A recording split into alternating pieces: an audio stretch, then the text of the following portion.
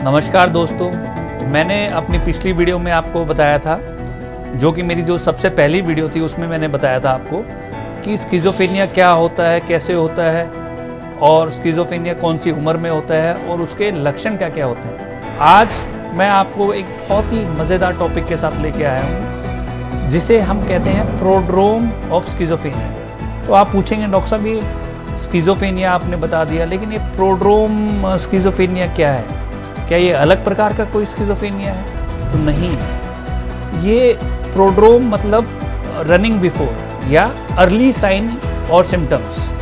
सो prodrome एक phase होता है स्किज़ोफ्रेनिया का, जिसको हम अगर पहले भाप लें या जांच लें तो उसे हम स्किज़ोफ्रेनिया को ट्रीट जल्दी कर सकते हैं और स्किज़ोफ्रेनिया को डिले कर सकते हैं। अगर आपने मेरी पिछली वीडियो देखी होगी स्किज़ोफ्रेनिया के बारे में, या आपके आस पड़ोस में किसी को स्किज़ोफ्रेनिया हुआ होगा, तो आप हेलुसिनेशंस और डिल्यूजन जैसी टर्म्स से काफ़ी फेमिलियर होंगे।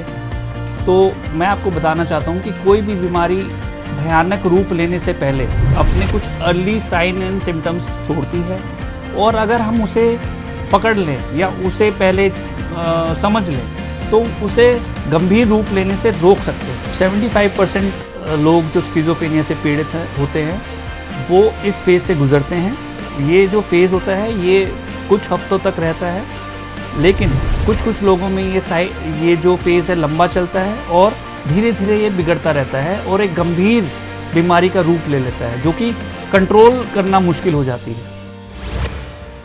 स्किज़ोफ्रेनिया का जो प्रोड्रोम फेज़ है उसका जो साइन और सिम्टम्स होते हैं वो काफ़ी अलग होते हैं। उसमें बहुत सी आपको कभी लगेगा कि मरीज़ जो है डिप्रेशन की बीमारी से जूझ रहा है, कभी उसमें ओसी सिम्टम्स आएंगे, मतलब ऑब्सेसिव कंपल्सिव सिम्टम्स आएंगे, कभी उसमें एंजाइटी के सिम्टम्स आएंगे। तो आप एज अ क्लिनिशियन भी आपके लिए काफ़ी मुश्किल हो जाता है सही बीमारी को पकड़ना और उसे ट्रीट करना। तो मैं अब आपको बताने वाला हूँ कि हम इस प्रोड्रोम फेज़ को दो विभाग में बांट देते हैं। पहले है जो अर्ली साइंस और जो लेट साइंस।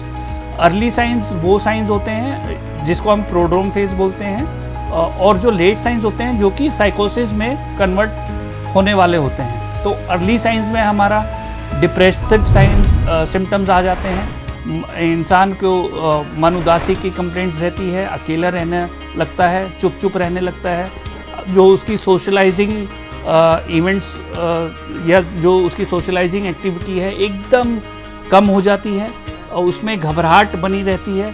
तो एंजाइटी सिम्टम्स भी आते रहते हैं, एक काम बार बार करना या एक बात बार बार बोलना या सोचना, ऐसे भी सिम्टम्स आते हैं। और उसका जो कॉग्निशन है वो भी धीरे धीरे डिटोरेट करने लग जाता है, वो उसे चीज़ें जो है याद नहीं रहती, वो भूलने लगता है।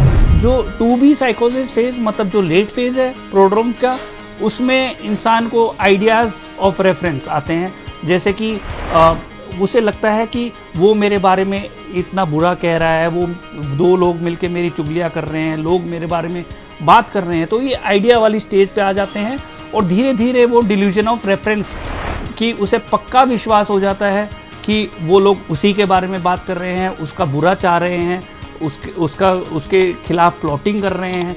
तो वो डिल्यूजन में कन्वर्ट हो जाता है।